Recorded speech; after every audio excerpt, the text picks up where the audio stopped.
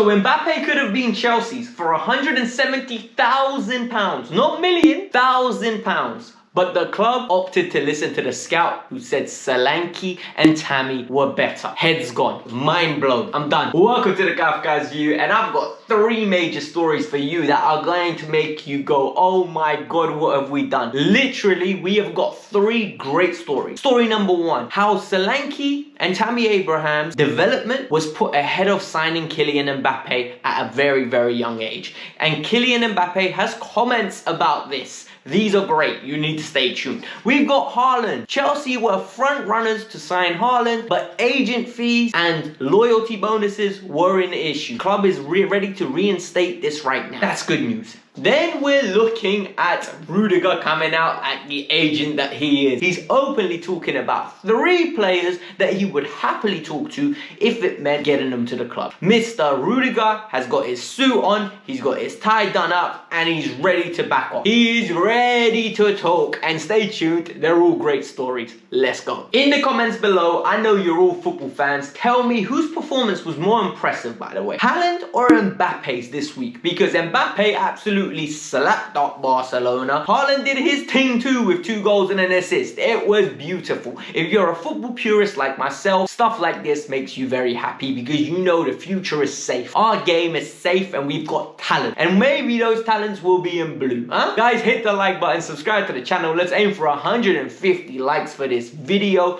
And the road to 10k continues. We're making good, steady progress. Let's speed it up a bit.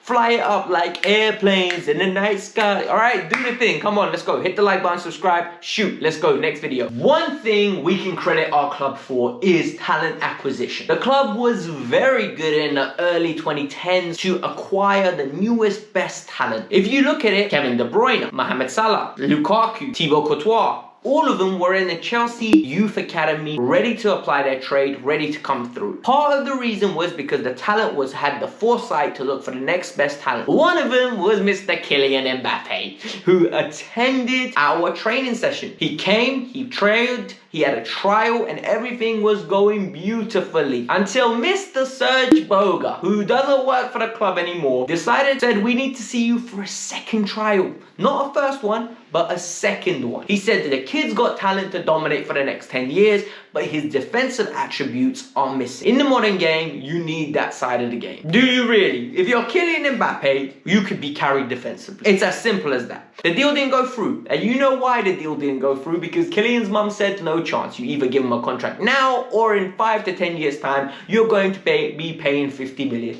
Well, she was wrong because it's not paying 50 million. It's paying maybe 170 million. So if the club wants him now, he's ridiculously expensive. And all because one scout decided to say, look at this, I don't think he's got it. We missed out on a great talent. £170,000. Mind blown. Absolutely mind blown. If the club want to sign him, there is potential, but they're going to have to put their money where their mouth. Look, Kylian Mbappe's contract expires next summer. They want £170 million. This is the transfer valuation of it. The kid evidently respects our club, and the kid really views our club as a massive, massive step.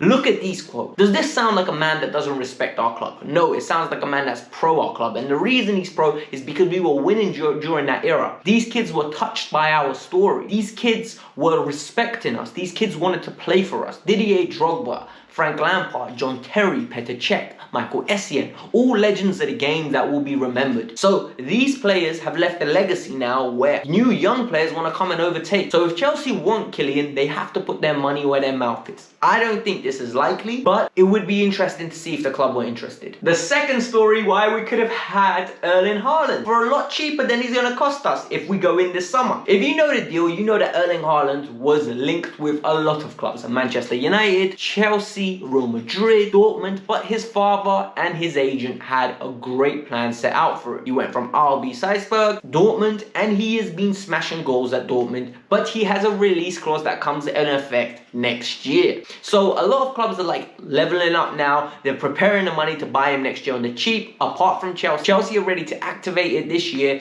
and move before everyone else gets the opportunity. Beat everyone to the punch, a la Kai Havertz, a la Timo Werner. I think this is the smart thing to do. This guy is an absolute tank. He is a goal machine. The reason the Chelsea deal broke down the first time is because Chelsea didn't deem that the agent fees and the wages were realistic for a young player of this age. This happens, and I don't think we can throw this at the club. Look, at the end of the day, when you're dealing with Mino Raiola, it is very difficult because the brother wants to get paid. And I don't blame him. He has got some incredible talent under his belt. But we need to be realistic and understand that this deal could have happened and would have saved us a fortune. Matt Law openly said on a podcast, as you see, I'm linking it over here, that Chelsea are very interested in bringing the player back and would have the opportunity to act on it. But the reason it didn't happen before, could it be a factor now? This is what I'm going to ask you guys. If Chelsea weren't willing to pay the wages then and the agent fees then, what happens now? How much agent fees are we going to have to give Mino? If Mino got 20 million from the Pogba deal, can you imagine how many he's going to get from this? It's an absolute blasphemy. Would you do it? Personally, if the funds are there, go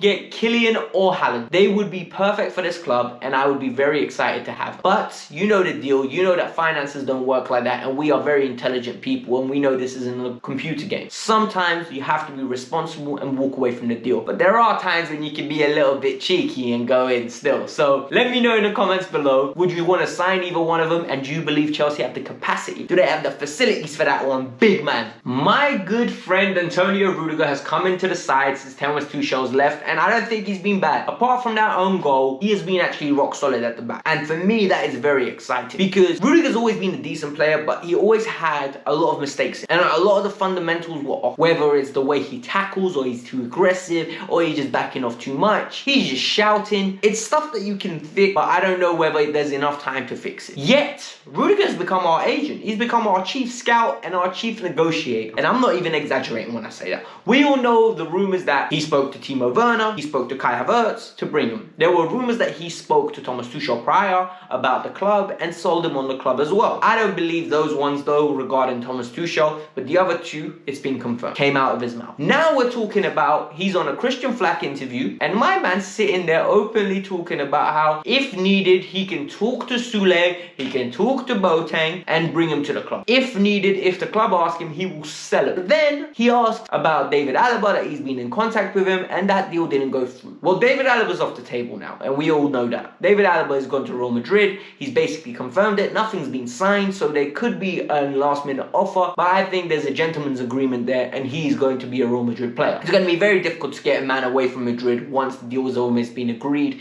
and in his head of head and in his heart of heart, he has decided he's going to play for El Madridista. I think that's what they're called, El Madridista. I don't know.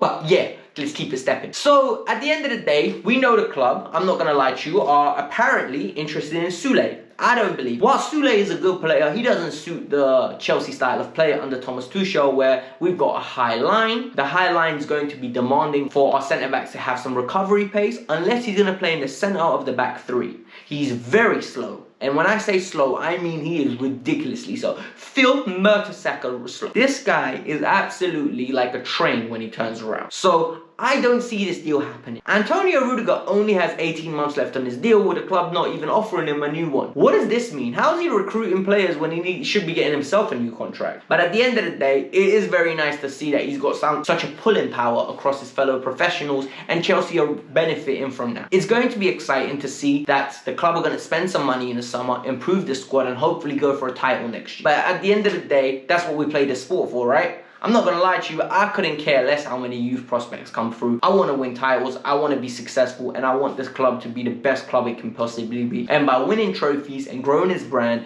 across the world, that's exactly what we're going to become. This was the Kavkas view. I hope you guys enjoyed that. I know these videos are very interesting, and I want you guys to be talking to me in the comments below. I need you guys to tell me whether you want Haaland or Mbappe, or do you think Rudiger should get a new deal? Has he earned one? Tomorrow, I will be back with a press conference for the Southampton game. I will give you my match preview and I'll give you the predicted lineup and the team news of who is traveling up to Southampton for that sunshine in February. Look guys, it was a great video. I hope you lot enjoyed it. Hit the like button. 150 likes is the target and you know the deal guys. Smash that subscribe. We're going up to 10k. The road to 10k is slow and steady. It's like a little marathon, but we can always get into that Rari and zoom up if you guys just start clicking and the algorithm likes it. But otherwise, you know the deal. I'm out. Peace out. Bye.